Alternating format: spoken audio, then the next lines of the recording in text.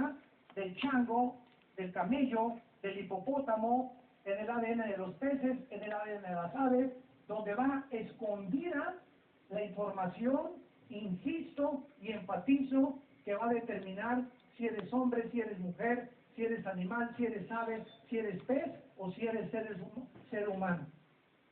Entonces, estas dos semillas, la de Satanás y la de la mujer, se inició una guerra y podríamos llamarle genética. Ahora, gracias a los descubrimientos del ADN, en 1954 por el premio Nobel o los premios Nobel de medicina del Dr. Watson y el Dr. Crick, que les dieron el premio Nobel de medicina porque descubrieron la hélice de la molécula del ADN, podemos entender todos los misterios que están en la Biblia. ¿Por qué en Génesis 6 viene el primer ataque contra la genética del ser humano? La genética del ser humano, o sea, Lucifer con sus ángeles están interesados en tratar de entrar al ADN, a ese código de información codificado que poseemos los seres humanos, y alterarlo, modificarlo, producir en nosotros monstruos, o tratar de que el ser humano se mezcle con los animales para poder depravar, deteriorar o corromper la imagen de Dios. Y cuando comenzamos a entender esto, muchas cosas van a tener muchísima comprensión cuando leamos la Biblia. Como por ejemplo, ¿por qué Cristo el Mesías tenía que nacer de una virgen y no de una mujer común y corriente? ¿Por qué? Esto fue hace 2000 años. Y antes de 1860, los monjes, los católicos, los religiosos, todos se preguntaban qué misterio había para que Cristo no naciera como nacimos tú y yo. Pero en 1860 se descubren las leyes de la herencia, en el 54 el proyecto del genoma humano, y comenzamos a entender que el varón tiene dos cromosomas, X, Y, la mujer tiene dos cromosomas, X, X. La mujer no tiene el cromosoma Y que tiene el varón. Cuando mi papá se unió con mi mamá y el esperma de mi papá fertilizó el óvulo de mi mamá, yo nací varón y tú naciste varón, porque ese esperma de mi papá fue el Y, es el que determina el género masculino. Pero si cuando mi papá se juntó con mi mamá no hubiera sido el Y, sino el X el que fertilizara el óvulo de mamá, naciste entonces mujer.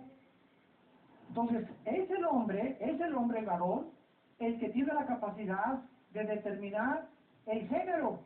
Entonces es lógico que la mujer no se va a cruzar con un perro, o no se va a cruzar una mujer con una mujer, o no se va a mezclar con otra especie, porque está en contra de la natura.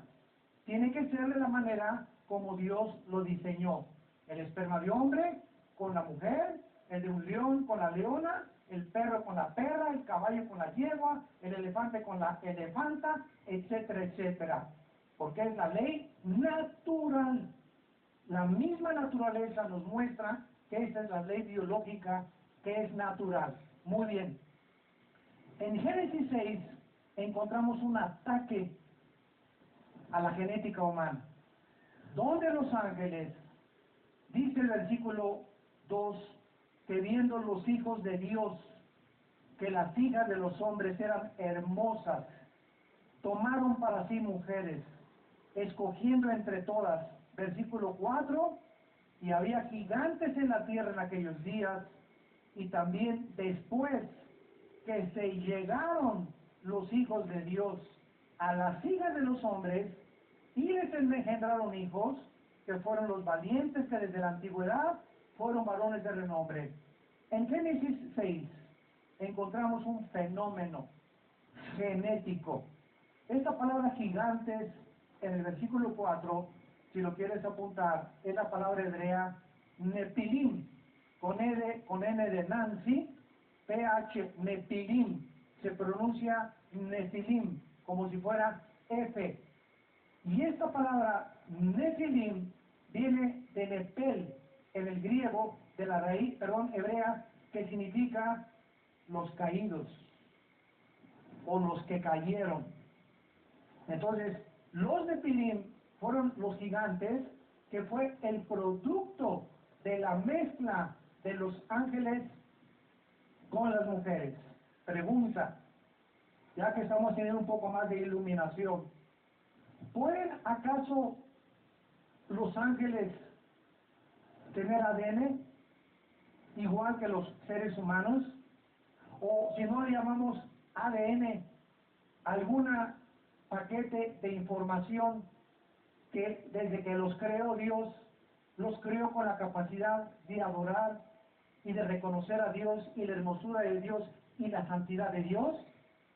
Y si los ángeles tienen ese sentimiento de saber que hay alguien a quien adorar, esa información, ¿quién se las puso? Y si no es el ADN, igual que el de los seres humanos, porque desde luego, no puede ser igual esta información que tenemos nosotros, que tienen ellos, significa lo siguiente, que si los ángeles se mezclan con las mujeres humanas, y el resultado de esta unión son monstruos, los Nepilim, de 4 o 5 metros de estatura, con 12 dedos en los pies y 12 dedos en las manos, y que sea la raza de gigantes que poblaron este mundo 1000 años, y que al mismo tiempo se convirtieron en los enemigos del pueblo de Dios. Cuando en Números capítulo 13 Moisés manda a los espías, ¿se acuerdan?, a espiar la tierra prometida para ver cómo estaba la situación. Se encontraron en la frontera desde lejos a hombres gigantescos que dijeron, somos como langostas como ellos, y venían cargando así, pero racimos de uvas gigantescas. Y entonces regresaron con Moisés y le dijeron, oye Moisés, es imposible que nosotros podamos conquistar Canaán.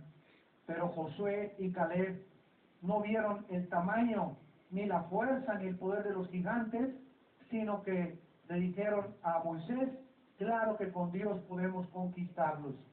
El asunto es lo siguiente, que no es coincidencia que estos gigantes, en todas las páginas del Antiguo Testamento, hayan sido usadas por Satanás para impedir, ¿qué cosa? ¿Cuál fue la promesa de Dios al pueblo de Dios? Entrar a la tierra de Canaán.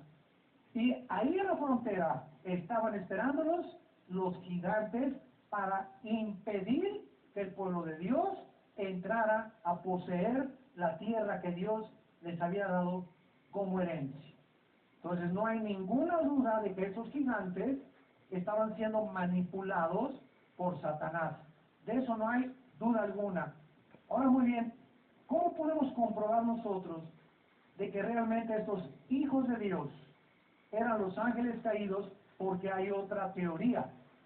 Y la otra teoría era que eran los hijos de Set y las hijas de Caín, y que se mezclaron la descendencia santa de Set con la descendencia mala de Caín y produjeron monstruos de 5 o 4 metros.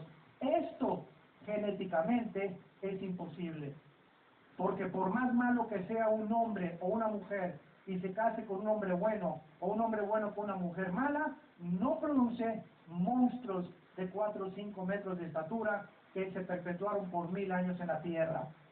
Pero ¿qué pruebas tenemos de esto? Vamos al libro de Judas. Antes del Apocalipsis se encuentra Judas, para que lo localices rápidamente. Judas no es Iscariote. Había 2 Judas. Este Judas era hermano de Jesucristo. Sabemos que Cristo tuvo varios hermanos y varias hermanas después de que María lo parió. Cristo nace a través de la implantación del cromosoma Y que el Espíritu Santo puso en el vientre de María. José no podía meterse con María, porque si José se hubiera metido con María, José traía infectado, como lo traemos tú y yo como varones, el cromosoma Y desde Adán. Desde Adán, todos los varones a través de toda la historia hemos nacido infectados en el cromosoma Y. Por eso transmitimos el pecado cuando tenemos hijos, y nuestros hijos, ninguno nace angelitos. Todos los niños nacen con la disposición de la maldad, del berrinche. Un niño a los 2 años es el dictador más grande de su casa. Les enseñamos a portarse bien a los niños, ¿verdad? Nunca les enseñamos a portarse mal. Como dice en el Salmo 51 David, en pecado fui engendrado por mi madre. Entonces esa infección no la podía José transmitir a María, porque era Cristo nacido como tú y como yo, y en pecado el Salvador no podía pagar por nosotros en una cruz. Él tenía que nacer sin la infección del pecado con la cual tú y yo nacimos. Entonces por eso fue Dios el que embaraza a María y no José, para que su hijo naciera sin la infección que nacimos tú y yo. Veamos en Judas versículos 6 y 7 lo que el Nuevo Testamento nos confirma. No es especulación, no es hipótesis, no es una teoría, es algo que el mismo Espíritu Santo nos confirma de estos ángeles. Y los ángeles que no guardaron su dignidad, sino que abandonaron su propia morada, los ha guardado bajo oscuridad en prisiones eternas para el juicio del gran día, como Sodoma y Gomorra, y las ciudades vecinas, las cuales, de la misma manera que aquellos, o sea que los ángeles, habiendo fornicado e ido en vicios contra natura, fueron puestas, por ejemplo, sufriendo el castigo del fuego eterno. Ya el Nuevo Testamento nos explica que estos ángeles que se mezclaron con las mujeres en Génesis 6 y que de alguna forma alteraron la genética de las mujeres para producir monstruos de 4 o 5 metros, ¿se acuerdan? Uno de ellos fue Goliat. En el 1 Samuel 17, a quien David venció con su onda. Y Goliat tenía 4 hermanitos, 4 chulos, igualitos que él, que hasta en 2 Samuel capítulo 21, David y sus hombres acaban con la raza de gigantes en la tierra de Canaán. Veamos este versículo que dice así. En primer lugar, estos ángeles no guardaron su dignidad, o sea, ellos tenían una posición, un rango, donde Dios los había colocado. Número 2, abandonaron su propia morada. Esta palabra morada, que es la palabra olkoterion en el griego, significa sus cuerpos. Y esta palabra solamente se usa otra vez en 2 Corintios capítulo 5, cuando dice Pablo que él va a abandonar su cuerpo o su morada terrestre. Entonces, estos ángeles de alguna forma se podían salir de sus cuerpos. Y esto es interesante, porque los seres humanos aparecen en la Biblia en algunas excepciones que Dios hizo haciendo lo mismo. Por ejemplo, Pablo dice en 2 Corintios 12 que fue sacado de su cuerpo y fue llevado al cielo, dice al tercer cielo, 2 Corintios 12 del 1 al 3, donde vi, dice Pablo, y oí cosas que no puedo aquí en la tierra comunicarlas, porque Dios se lo prohibió o no había el lenguaje suficiente para poder comunicarlas. Y para que esta experiencia no lo enorgulleciera, ni se ensoberbeciera, pues yo soy aquí el apóstol papucho de papuchos y no, pues yo hablo lenguas y tuve visiones, hermano, y tengo la profecía y por aquí, por allá, y vemos ahorita toda esta serie de tonterías que por todo el mundo, y pues yo soy ahora apóstol, y profetas hay por todos lados, y hay una increíble soberbia por todos lados queriéndose salir del rango, cuando la Biblia dice que somos siervos inútiles. Ay, hermano, usted no es apóstol. ¿Qué apóstol ni qué apóstol? Los apóstoles son de Jesucristo. Soy un pobre siervo inútil. Es lo que somos. Y jamás Dios tuvo la intención de nombrar, después de que murieron los apóstoles, a ningún otro. Ni los padres de la iglesia, Jerónimo, Tertuliano, los Juan Lutero, Billy Graham, Luis Palau, Martín Lutero, Juan Calvino, John Hus, David Reiner, Hudson Taylor, ni misioneros, ni pastores, en 2000 años se atrevieron a llamarse apóstoles. Pero ahora comienza el siglo XXI y comienza un nuevo movimiento. Dice que una cosa es el apostolado y otra cosa es ser apóstol. Apostolado es la misión que un hombre tiene para llevar la palabra a otros lados, pero el oficio de apóstol se terminó cuando murieron los apóstoles. Hay hermanos que dice en Génesis 4, 11 y 12, y nombró unos apóstoles y otros profetas, evangelistas, pastores y maestros. Muy bien, lee 2 capítulos antes para que no te salgas del contexto. ¿Qué dice Efesios 2, 21 y 22? Y el fundamento son los apóstoles. Y un fundamento no le pones otro fundamento arriba. Ya no hay nadie más que ellos, a través de las cartas que establecieron el fundamento, los de apóstoles de Cristo. Nosotros sobreedificamos sobre ese fundamento, pero ya no se puede a una casa ponerle 2 fundamentos por el amor de Dios, Jesús, María y el burrito que los acompaña. En fin, no nos vamos a salir. Pero dice la Biblia que estos ángeles abandonaron sus cuerpos. Pablo lo abandonó. Y Juan, el que escribió el Apocalipsis, también se salió de su cuerpo. Apocalipsis 4:1. Oí una voz que me dijo, sube acá, así como si nada. Y entonces Juan se encontraba en la isla de Patmos, y Dios lo saca de su cuerpo. ¿Cómo sabemos? Porque el cuerpo que tenemos no puede heredar, la sangre de la carne no puede heredar el reino de Dios. Nuestro cuerpo está diseñado para el oxígeno que respiramos, para el planeta bajo el cual nos rige, para las frutas, las verduras, el agua que Dios puso para el sostenimiento de nuestro cuerpo. Y si salimos con este cuerpo a la luna o a Marte, nos morimos, porque no fue diseñado para sobrevivir fuera de las 4 dimensiones en que vivimos. Entonces, el cuerpo se queda abajo, Dios saca a Pablo, Dios saca a Juan de su espíritu, y en el espíritu, allá arriba, escribe el Apocalipsis. Ahora, si nosotros, es posible que podamos, es lo que se llama el desdoblamiento. Yo me acuerdo antes de ser cristiano, no sé cuántos de ustedes se acordarán de los famosos libros de Lord Rampa, El cordón de plata.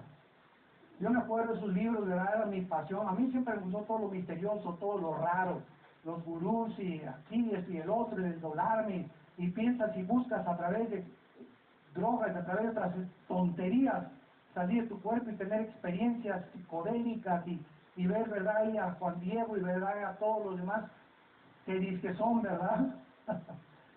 Pero esta es la forma en la que ella nos explica que cuando queremos hacerlo sin la dirección de Dios, caemos en problemas con Satanás. Entonces, estos ángeles salieron de sus cuerpos de alguna forma, y dice el versículo que estos ángeles de Génesis 6 están en una prisión. Hay 3 prisiones en la Biblia, en el mundo espiritual. Una, el infierno, apúntala.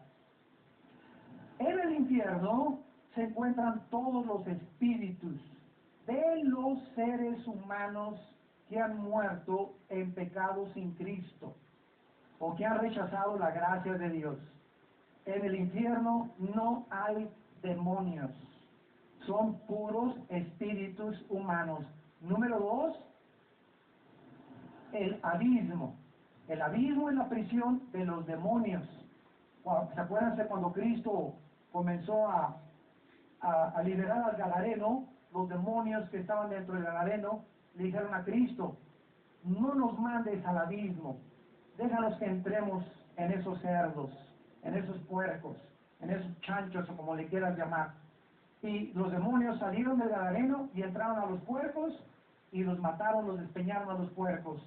El abismo es el hogar, la prisión donde están ahorita sentenciados los demonios. Y en tercer lugar, en 2 de Pedro capítulo 2, versículo 4, estos ángeles que se les dice que están en prisiones eternas, la palabra que usa en 2 de Pedro 2:4, Pedro, es infierno, pero apúntala, es Tartarus, con T de tío, Tartarus, que son las prisiones de los ángeles caídos que se metieron en tiempos de Noé y están ahí guardados esperando la condenación final en el día del juicio. Ahora hay otros ángeles que están sueltos con Satanás, porque dice Apocalipsis 12 que vio una guerra en el cielo donde Miguel y sus ángeles se enfrascaron en la última batalla y no pudieron vencer a Miguel y a los ángeles de Dios. Entonces tenemos el infierno, que es la prisión de los seres humanos, el abismo, la prisión de los demonios, y el Tartarus. Es la única vez, según Pedro 2:4, que aparece esta palabra que se tradujo infierno, desgraciadamente. Porque la palabra griega para infierno es Gena. Cuando dice Marcos que si tu ojo te es ocasión de caer, sácalo. Y si tus manos son ocasión de caer, córtalas. Porque es mejor entrar manco y ciego al cielo que entero al infierno. Es la palabra Gena, con G de gárgara. Entonces, estos ángeles no podían mezclarse con seres humanos, porque los ángeles no tienen la naturaleza humana, ni los humanos los ángeles. Pero desde el momento en que la Biblia nos dice que ellos fornicaron, esta palabra fornicaro es la palabra ex o ek porneio, de donde viene la palabra pornografía.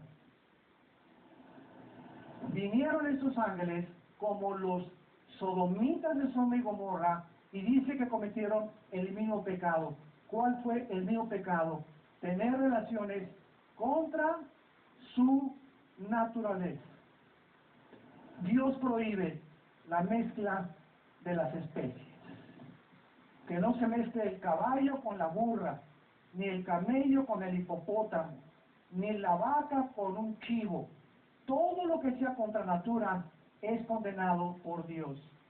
Veamos ahora a continuación la contaminación animal que nosotros vemos que prohibió Dios en el Antiguo Testamento, por lo cual Dios tuvo que purgar lo que los ateos llaman genocidio.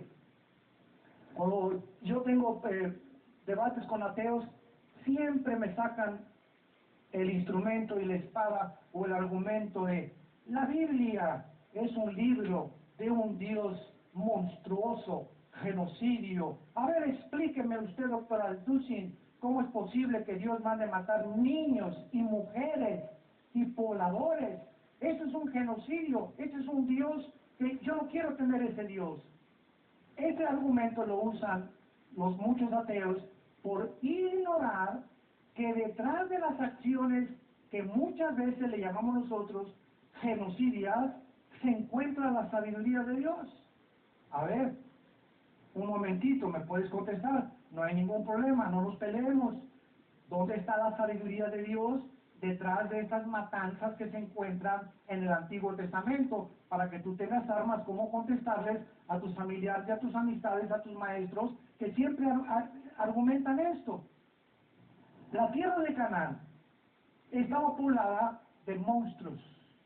Los amalecitas, los edomitas, los amorritas y los anaseos, todos ellos eran raza de gigantes, como lo vamos a ver, si no ahorita en los próximos capítulos de esta serie. Y estos gigantes estaban impidiendo que entrara el pueblo de Dios. Muy bien. Estos gigantes les enseñaron a los habitantes de Canaán a mezclarse con animales. Se llama bestialismo, cuando un ser humano tiene relaciones con un animal. Y la Biblia no nos esconde, como lo vamos a ver ahorita, que esto es una realidad, por eso se llama la Santa Biblia, porque la Biblia no nos esconde la maldad a la que el ser humano puede llegar sin Dios. Por eso se llama la Santa Biblia. Si no hubiera sido inspirada por Dios, ocultaría y nos presentaría puros San Clodomiro y pura Santa Rita de Casia. Pero Dios nos muestra a lo que llegamos cuando nos alejamos de Dios. Vayamos ahora al libro de Levítico. Entonces Dios tenía que purgar, hombres y mujeres, la genética que los gigantes contaminaron a Canaán, para que si su pueblo entrara a Canaán, pudieran comenzar a poblar Canaán, a sanear Canaán con gente que pudiera reproducirse conforme a su género y a su especie. Y es el mismo principio elemental de que si tú tienes una cubeta y tienes un jitomate podrido, ¿qué haces? Agarras el jitomate podrido y lo sacas para salvar a los 99 jitomates que se quedan. Si estamos en una lancha en el océano y naufragamos en un barco y en la lancha caben 10 y estamos los 10 y llegan 5 más, agarrarse la lancha para que los salvemos, los dejamos que se ahoguen. Pues echamos suertes para ver a quién le toca para salvarse los demás. Cristo muere uno por muchos para salvarnos a los demás. Así que el mismo sacrificio implicado en esto lo hace el mismo Dios en esa cruz. A esa es la sabiduría de Dios. Entonces, muchas veces Dios decide que hay muchos seres humanos que han perdido el derecho de vivir y se los lleva.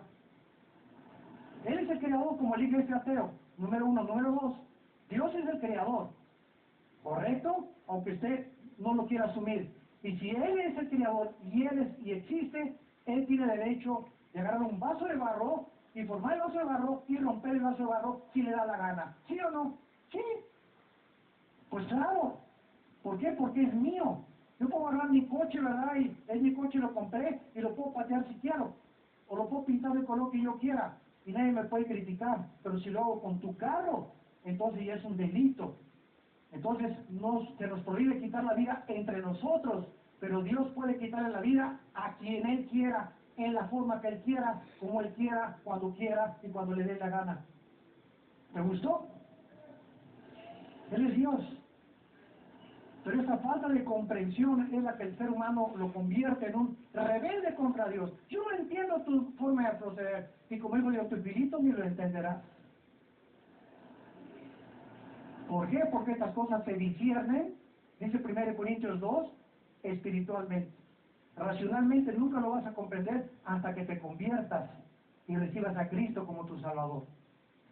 Dice en el libro de Levítico,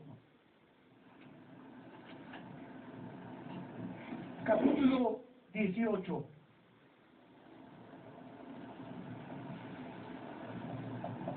Las leyes de la sexualidad, se llama este capítulo. Versículo 18. No tomarás mujer juntamente con su hermana para hacerla su rival. La frase descubriendo su desnudez, apúntelo, significa relaciones sexuales. Descubriendo su desnudez delante de ella de su vida, o sea, no tenga relaciones sexuales con tu esposa enfrente de su hermano o enfrente de tus hijos. Nunca hagan eso, lo prohíbe Dios. El sexo es algo íntimo entre un hombre y una mujer. Vas a tener relaciones sexuales como casado, cierra la puerta de tu cuarto con candado. Menos permitas que los niños chiquitos se asomen y que tú estés teniendo relaciones. No es que sean malas, es que no están capacitados para entender. Porque cuando no es el sexo dentro del matrimonio, Dios no lo puede bendecir. Versículo 19. No llegarás a la mujer para descubrir su desnudez mientras esté en su impureza menstrual. Dios, vean estas leyes higiénicas que solo Dios las pudo hacer. Y solo Dios entiende por qué. Se nos prohíbe a los cristianos. Y claro que a los no cristianos, porque los no cristianos no lo entienden. Pero un hombre, de acuerdo a la Biblia, no te metas con tu mujer sexualmente durante su periodo mensual de menstruación. No te metas con ella. Respeta esos 7 días, son sagrados. Apapáchala, consiéntela. En ese momento chillan hasta porque vuela la mosca. Se vuelven hipersensibles, cambian sus hormonas. No te atrevas a tener relaciones sexuales con una mujer en su menstruación. Es pecado delante de Dios.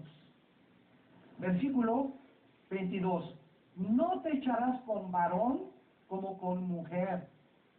Es abominación. Ni con ningún animal tendrás ayuntamiento, amancillándote con él. Ni mujer alguna se pondrá delante de animal para ayuntarse con él. Es perversión. ¿Por qué Dios dio estos mandamientos? Porque los seres humanos ya los estaban practicando. ¿Quién se los enseñó? Los gigantes,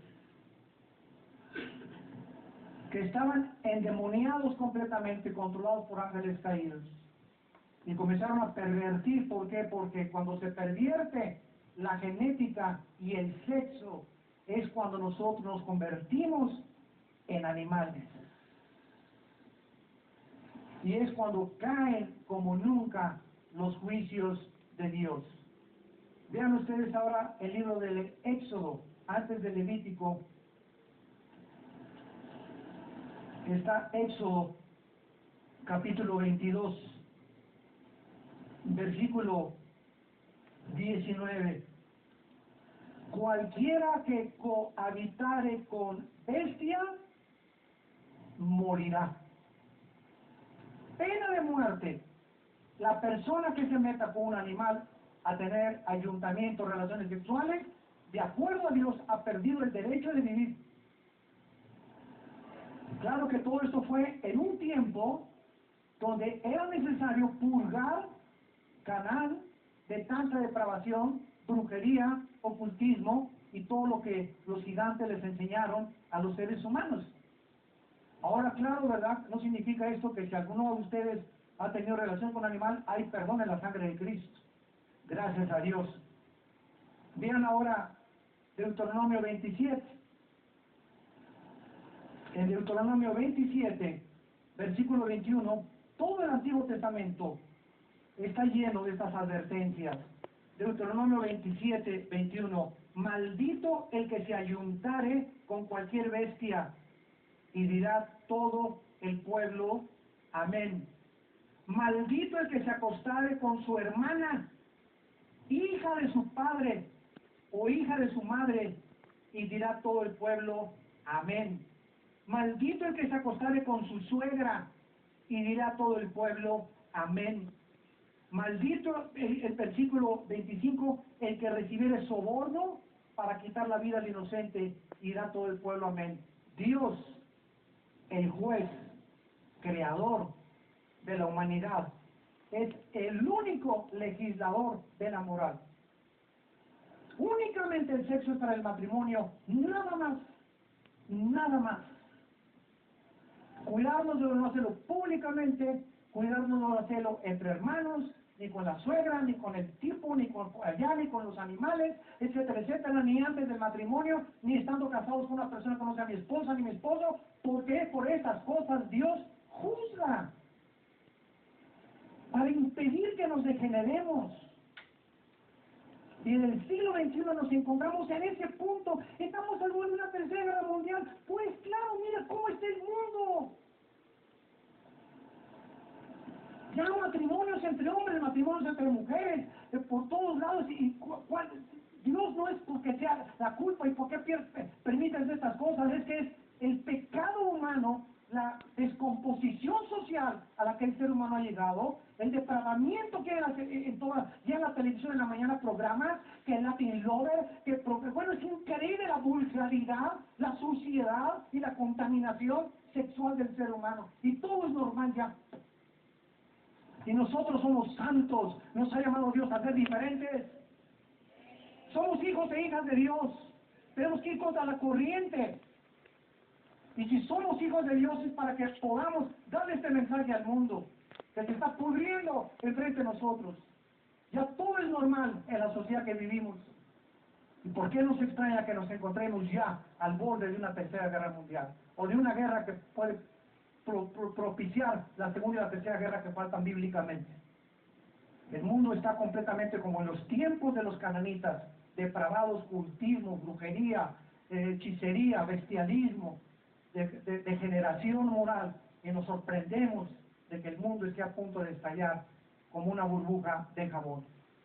Esta depravación, Dios tenía que acabar con ella, y esta fue la razón por la cual Dios purgó a los cananitas, porque Él quería una nueva generación para que continuaran poblando la tierra y enseñando sus mandamientos y sus leyes, que no somos dioses.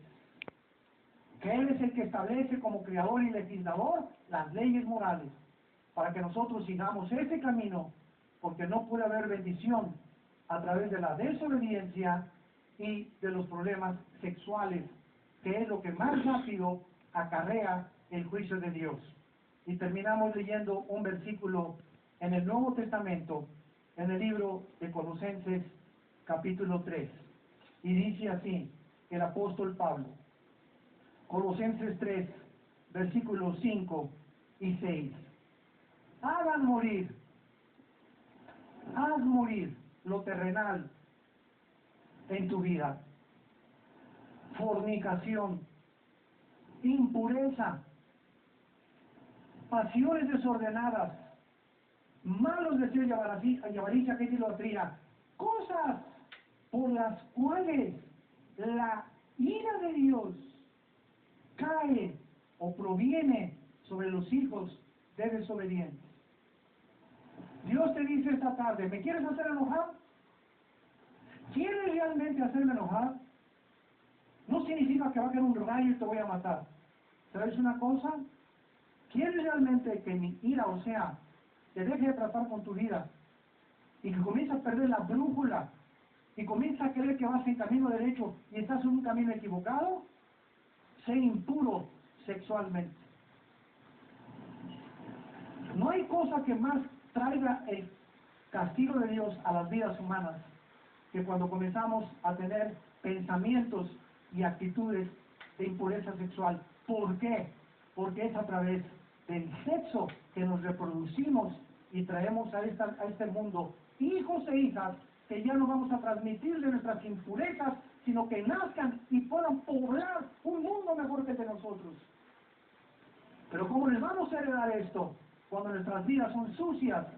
Porque los pecados de los padres vendrán a los hijos hasta la tercera y cuarta generación de los que aborrecen las leyes de Dios. Te damos gracias por tu palabra, Señor, en esta tarde. Te damos gracias, Señor, porque nos has llamado a ser santos y a hacer morir en nosotros las pasiones desordenadas, la impureza, y detrás de tus mandamientos que tú has establecido podemos discernir tu sabiduría, el amor infinito que nos tienes, y que por ese amor tú sabes el daño que nos hace la impureza sexual. La santidad es apartarnos de toda especie de mal. Y qué grande es tu bondad, y qué grande es tu santidad, y tu voluntad para los que te obedecen, para los que se santifican, para los que obedecen y hacen caso y comprenden que sin santidad nadie podrá ver a Dios. Gracias porque tu Espíritu Santo es hipersensible al pecado Y cuando comenzamos a tener pensamientos impuros contra naturaleza, el Espíritu Santo le causamos dolor. Y si no traemos a la cruz, esta vida, estas acciones, estos pensamientos, lo podemos apagar. Sin que nos demos cuenta, como lo apagó Sansón, cuando creyó que manteniendo su vida sensual con Dalila y sus amantes, Dios no lo iba a abandonar. Y cuando él no lo supo, el Espíritu Santo lo abandonó. Oh Dios, ¿qué haríamos separados de ti? Oh Señor, gracias porque separados de ti nada podemos hacer. Oh Dios, que podamos ser fortalecidos y permanezcamos firmes en la esperanza a la cual nos has llamado hasta el fin. Y que el Dios de esperanza pueda llenarnos de todo gozo y paz en el creer, para que abundemos en esperanza por el poder del Espíritu Santo, en medio de un mundo completamente depravado, desensibilizado. Hay descomposición social a todo nuestro alrededor, pero Dios nos ha ungido para salvar a nuestra familia, a nuestros amigos, para que con nuestra vida demostremos que existe un poder para salir de la basura y del lodo de donde Dios nos sacó a todos nosotros hace mucho tiempo. Si tú en esta tarde has vivido una vida alejada de Dios y en pecado, y no tienes a Cristo en tu corazón, invítalo y dile: Señor, perdóname, perdona mi vida, he pecado contra ti. Creo que en la cruz tu Hijo pagó en mi lugar con su sangre preciosa, y a los 3 días lo levantaste de los muertos. Y ahora, Jesús, Señor mío y Dios mío, como creo que vives, te pido que entres a mi vida como mi Señor y mi Salvador. Dame ese poder que no tengo para vencer mis pecados y mantenerme santo, santa, hasta el día que vengas por mí, en el día de mi muerte. En el nombre de Jesús. Amén.